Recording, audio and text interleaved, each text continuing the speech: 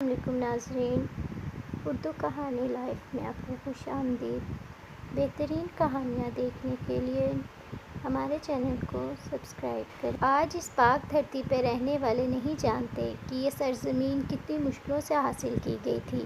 بھارت کے بحریے آزادی دے کے احسان سمجھتے تھے۔ ماں بتاتی تھی کہ تقسیم برصغیر کے وقت وہ اور ان کا بھائی دونوں کم سن تھے، اور جو ریل گاڑی خون سے بھری لاشیں لے کے پاکستان پہنچی تھی، اس میں تمام مسافروں کو ہندوؤں اور سکھوں نے چیر ڈالا تھا، لیکن کچھ زخمی مسافر جو لاشوں کے بیچ زندہ رہ گئے تھے، وہ ان کو مردہ سمجھ کے چھوڑ گئے تھے۔ انہی میں یہ دونوں کم سن بھی تھے۔ پاکستان آ کر امی اور ان کے بھائی کو کیمپ میں لایا گیا، جہاں ایک رشتے کے ماموں ان کو اپنے گھر لے آئے۔ انہی ماموں نے میری والدہ کی شادی کم سنی میں ایک نوجوان سے کر دی، جو غریب ضرور تھا مگر شریف گھرانے سے تھا۔ وہ دن بھی آیا جب ہماری ماں کے دن پھر گئے۔ ابو نے اپنا ذاتی کاروبار شروع کیا اور دیکھتے ہی دیکھتے خوشحالی کا ایک نیا دور شروع ہو گیا۔ امی ابو خوشحال زندگی گزارنے لگے تو انہوں نے ماموں کو بھی مجبور کیا کہ اب تم بھی اپنا گھر بسا لو۔ وہ غربت کی وجہ سے ڈرتے تھے۔ ابو نے ڈھارس دی اور امی نے ایک اچھی لڑکی پسند کر کے اپنے بھائی کا گھر آباد کرا دیا۔ کہتے ہیں نا، رزق عورت کا نصیب سے ہوتا ہے۔ ماموں غربت کی وجہ سے ڈر رہے تھے۔ اللہ پاک نے وسیلہ پیدا کر دیا، روزی اچھی لگ گئی اور ماموں کا رزق فراغ ہو گیا۔ دونوں بہن بھائی جو لاشوں کے ڈھیر سے کم سنی میں زندہ نکل آئے تھے، آج ان کی زندگی ایک طویل آزمائش کے بعد پرسکون دور میں داخل ہوئی تھی۔ لیکن وہ بھیانک یادیں اب بھی نیند ان کو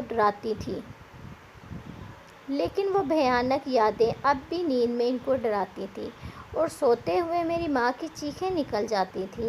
امی اور ماموں کے گھر نزدیک تھے، دونوں ایک دوسرے کے گھروں میں روز ہی آتے جاتے۔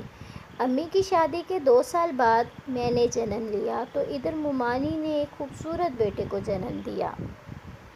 ماموں بہت خوش تھے، کہتے تھے کہ اللہ نے مجھے بیٹا اسی لیے دیا ہے کہ میں تمہاری بیٹی کا سسر بنوں اور یہ گڑیا میری کہلائے۔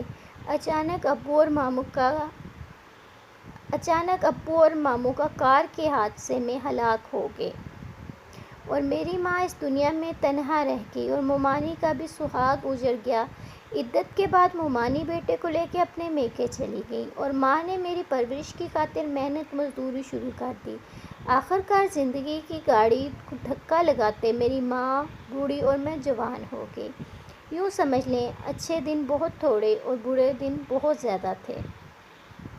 امی ایک فیکٹری میں کام کرتی تھیں، میں نے بھی ان کے ساتھ کام پہ جانا شروع کر دیا۔ نوعمر اور خوبصورت تھی۔ جب فیکٹری کے مالک کی مجھ پر نظر پڑی تو اس کا دل مجھ پہ آ گیا۔ امی نے ایک طویل عرصہ اس فیکٹری میں کام کیا تھا۔ مالک کو پتہ تھا کہ یہ کیسی تیوروں والی ہے۔ بھری جوانی میں شرافت کا دامن تھامے رکھا تھا، تبھی کسی کو ان پر میلی نظریں ڈالنے کی جرأت نہ ہوئی۔ فیکٹری کا مالک جہاں دیدہ تھا، وہ اپنے اوپر حرف نہیں آنے دینا چاہتا تھا، لہٰذا اس نے مجھ سے بات کرنے کے بجائے امی سے بات کی۔ کہا کہ آپ کی شرافت سے متاثر ہوں، آپ سے رشتہ مانگتا ہوں آپ کی بیٹی کا۔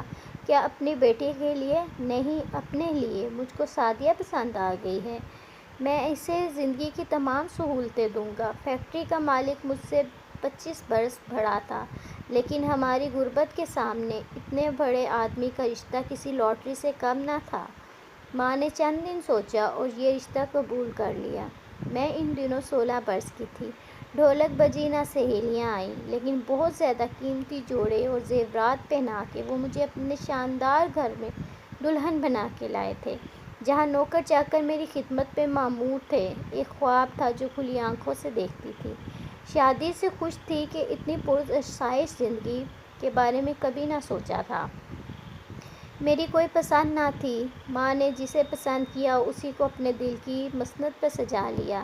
شادی کے بعد 3-4 بار امی کے گھر گئی۔ وہ مجھ کو اپنے گھر میں سکھی دیکھ کے بہت خوش تھیں، لیکن جب اپنی امی کی تنہائی کا خیال آتا میں اداس ہو جاتی۔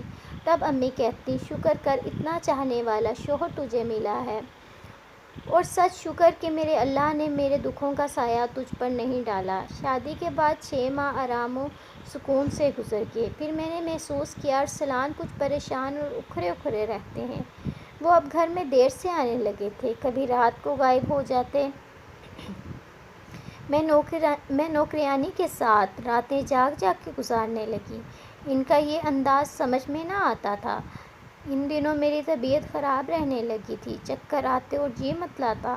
پڑوس لیڈی ڈاکٹر کا کلینک تھا، اس کو دکھایا تو اس نے کہا مبارک ہو، تم ماں بننے والی ہو۔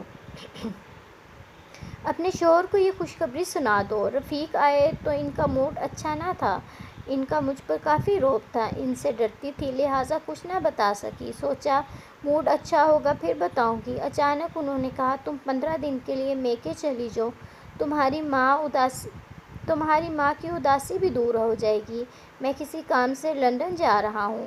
میں نے بیگ میں 2-4 جوڑے رکھے، زیور ساتھ نہ لیا کیونکہ امی کا گھر محفوظ نہ تھا۔ گلے میں چین اور انگوٹھی جو شادی کی تھی، بس یہی زیور پہن کے نکلی۔ انہوں نے مجھے گاڑی میں بٹھایا اور امی کے گھر چھوڑ کے چلے گئے۔ ماں اور میں بہت خوش تھے، 15 دن گزرنے کا تو پتہ ہی نہ چلا۔ 15 سے 20 دن گزر گئے، پھر 1 ماہ ہو گیا۔ وہ نہ آئے تو امی پریشان ہوگی۔ میں نے تسلی دی کہ ماں دوسرے ملک گئے ہیں، دیر سویر ہو جاتی ہے۔ امی نے کہا فیکٹری جا کے معلوم کرتی ہوں، خدا خیر کرے۔ میں نے روک دیا، نہیں وہاں مت جائیں، وہ خفا ہوں گے۔ جب میری ارسلان سے شادی ہو گئی ہے، اس کے بعد انہوں نے امی کو فیکٹری جانے سے روک دیا تھا۔ 1 ماہ اور گزر گیا، ارسلان کی طرف سے کوئی رابطہ اور نہ خبر ملی تو امی نہ رہ سکیں، وہ فیکٹری چلی گئیں۔ پتہ چلا کہ فیکٹری کو بند ہوئے 2 ماہ گزر چکے ہیں۔ چوکیدار نے البتہ ایک لفافہ دیا جس میں کچھ کاغذات تھے اور میرا طلاق نامہ تھا۔ رفیق صاحب ماں فیملی لندن شفٹ ہو گئے تھے۔ مجھ میں یہ صدمہ سننے کی تاب کہاں تھی، مجھ پر تو جیسے بجلی گر گئی، اپنے پیروں پہ کھڑی نہ رہ سکی۔ نکاح نامہ میرے شوہر کے پاس تھا اور طلاق نامہ وہ چوکیدار کو دے گئے تھے۔ رو دھو کے ہم ماں بیٹی چپ ہو گئیں۔ سینے پہ پتھر کی سل رکھ کے ماں نے خود کو حالات سے نمٹنے کے لیے تیار کیا۔ امی نے مکان تبدیل کر لیا اور ہم دوسری جگہ آ گئے۔ یہ محلہ نسبتاً اچھا تھا، لوگ بھی تعلیم یافتہ تھے۔ محلے کی خواتین کپڑے سلوانے آنے لگیں۔ امی سے اچھی واقفیت ہو گئی۔ یہاں بھی میری خوبصورتی نے کام کیا۔ ایک خاتون نے میری والدہ کو ایک انجینئر کا رشتہ بتایا جو سعودی عربیہ میں ملازم تھے۔ انجینئر صاحب 2 بہن بھائی تھے، یہ نیک دل لوگ تھے۔ بات پکی ہو گئی تو ماں نے رخصتی کے لیے کچھ وقت مانگ لیا۔ رخصتی سال بعد ہونا تھی۔ یہ سال میرے لیے خوشی اور غم دونوں کا سال تھا، کیونکہ میری والدہ نے میری پہلی شادی کا نہ بتایا تھا۔ بات پکی کر کے دونوں بہن بھائی سعودی عربیہ چلے گئے اور جانے سے پہلے وہ ہمارے گھر فون لگوا گئے تاکہ بات چیت ہوتی رہے۔ خالہ سلمیٰ نامی خاتون امی کی سہیلی تھی، وہ امی کے ساتھ فیکٹری میں کام کرتی تھیں۔ ان کو ہمارے تمام حالات کا علم تھا۔ جب بچے کی پیدائش کے دن قریب آئے، امی نے مجھے ان کے گھر بھجوا دیا۔ ان کو علم تھا کہ میری شادی ارسلان صاحب سے ہو گئی ہے۔ 2.5 ماہ ہم سلمیٰ خالہ کے گھر رہے۔ جب ایک شب میں نے بیٹے کو جنم دیا تو امی نے اس بد نصیب بچے کو کپڑے میں لپیٹا اور صبح وہ اسے ایک مسجد کی دہلیز پہ رکھ آئیں۔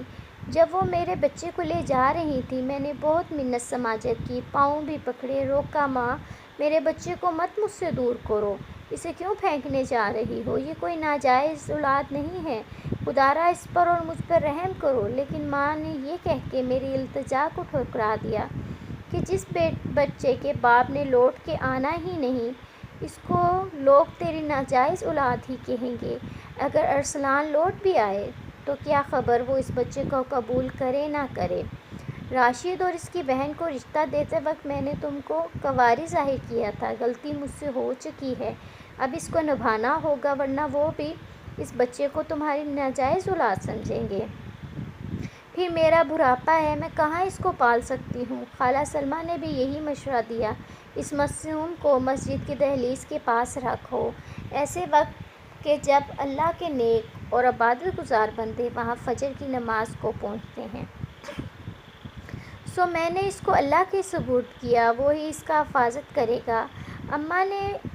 اماں نے بھی اس مسجد کی نشاندہی نہ کی اور میں ماں بن کر بھی خالی گود اور نامراد رہ گئی۔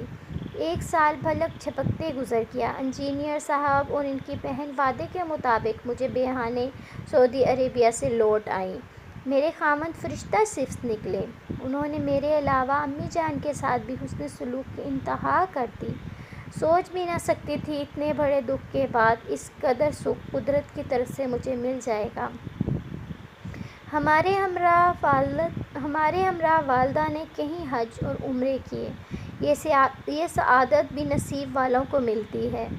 ہم دونوں اس مقدس سرزمین پہ آ کے بہت خوش تھے، لیکن امی جان خدا سے اپنے اس جرم پر توبہ اور استغفار کرتیں کہ ہم نے اپنی جائز اولاد کو ایک لاوارث بچے کی مانند حالات کے سپرد کر دیا، اور ہمیں خبر نہ تھی کہ اس معصوم کے ساتھ کیا گزری۔ خدا نے اس کی حفاظت کی یا وہ حالات زمانہ کے سیلاب میں خس و خاشاک کی مانند بہہ گیا۔ امی خانہ کعبہ میں جا کر دن رات روتی تھیں اور اللہ پاک سے اپنی اس خطا کی معافی مانگتی تھیں۔ میں ہمیشہ جدائی کی آگ میں اندر ہی اندر سلگتی رہی۔ اللہ نے 3 برس تک اولاد نہ دی۔ ارشد حرم شریف میں جا کر اولاد کے لیے دعائیں کیا کرتے تھے۔ اس دوران امی جان فوت ہو گئی۔ نند اچھی تھی، میرا خیال رکھتی تھی، مگر ماں کی جگہ کوئی نہیں لے سکتا۔ البتہ ارشد نے میرا بہت ساتھ دیا۔ میرے زخموں کو بھرنے میں انہوں نے بڑا اہم کردار ادا کیا۔ اس دوران اللہ تعالیٰ نے مجھے صاحب اولاد کیا اور ایک بیٹا عطا کیا۔ افسوس کہ وہ بچہ اب نارمل ہوا۔ اللہ کی مرضی سمجھ کے ہم نے اسے گلے سے لگا لیا۔ اولاد جیسی بھی ہو، والدین اس کو پھینک نہیں سکتے۔ 2 سال بعد اللہ نے ایک اور فرزند عطا کیا، مگر وہ بچہ بھی نارمل نہ تھا۔ یوں میں اب 2 بچوں کی ماں ہوں، مگر دونوں بچے معذور ہیں اور میں ان کے غم میں کھلتی رہتی ہوں۔ ارشد اس حال میں اللہ کا شکر ادا کرتے رہتے ہیں اور میں سوچتی ہوں شاید مجھے اپنے پہلے بچے کی بد دعا لگ گئی، جس کو نہیں معلوم کہ اس کے ماں باپ کون ہیں۔ میرا کیا قصور کہ میں تب بھی مجبور تھی اور اب بھی مجبور ہوں۔ مجھے یہ بھی نہیں معلوم کہ میرا بچہ زندہ ہے یا مر گیا، کہاں ہے اور کیسا ہے۔ خدا کرے جہاں ہو خوش ہو اور اچھے لوگوں کے پاس ہو۔ ماں باپ کو ایک نہ ایک دن اپنی اولاد سے بچھڑنا ہوتا ہے، لیکن ایسے بھی کوئی ماں اپنے بچے سے نہ بچھڑے جیسے میں اس معصوم اور وہ معصوم مجھ سے بچھڑا تھا۔ میں اس کا نام تک نہ رکھ سکی تھی، اب کس نام سے پکاروں؟ کاش میری ماں ایسا نہ سوچتی جیسا اس نے سوچا تھا، تو اللہ پاک کوئی نہ کوئی وسیلہ بنا ہی دیتا مجھ کو پھر سے آباد کرنے کا، کیونکہ وہ ہر بات پہ قادر ہے۔ یہ تو ہم بندے ہیں جو کسی بات کو ممکن اور کسی بات کو ناممکن سمجھ لیتے ہیں۔ کہانی اچھی لگی ہو تو ہمارے چینل کو سبسکرائب کریں۔ Thank you.